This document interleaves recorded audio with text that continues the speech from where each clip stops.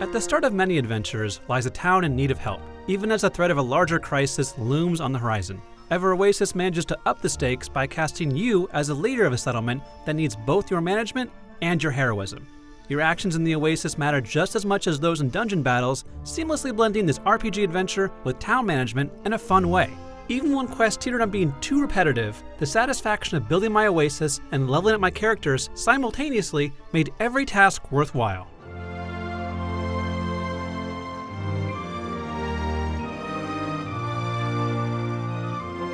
As the child of the Great Tree, you wield the power to create a life-sustaining oasis for desert-dwelling folk.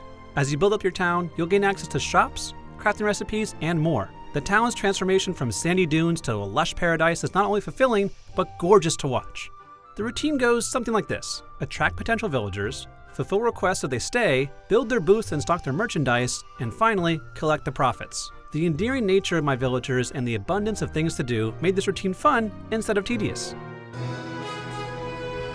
However, the forces of chaos can't be stopped just by being a good town chief. You'll also have to delve into dungeons below the sands. Everything you do in the desert benefits your oasis, and making the residents of your oasis happy helps you out in the field. It's a clever way to get you to respect the needs of your people. Characters also accompany you on your adventures and gain levels just like you, learning new abilities and attacks along the way. In combat, they follow your lead fairly competently, though you can't change weapons or equipment except in town, which got frustrating. Still, having my residents fight alongside me instead of just shopkeeping made me all the more fond of them.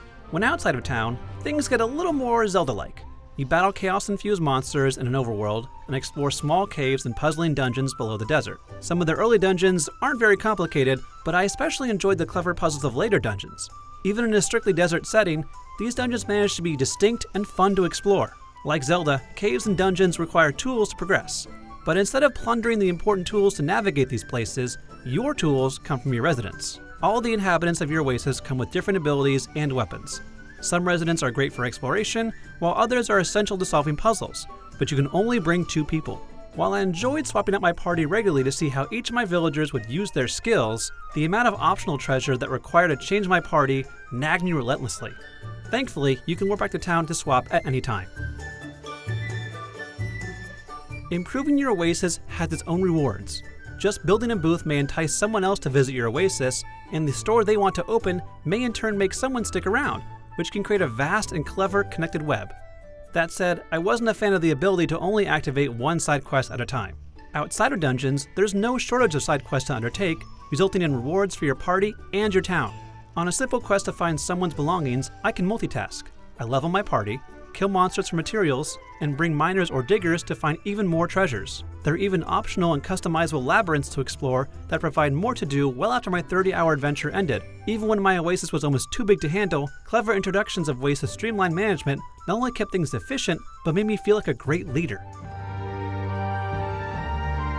It's no easy task, but Oasis has managed to make me care as much about preserving my town as I do about saving the world. Despite a few odd design choices, there's a wonderful blend of adventure and town building where every task you tackle finds multiple ways to reward you.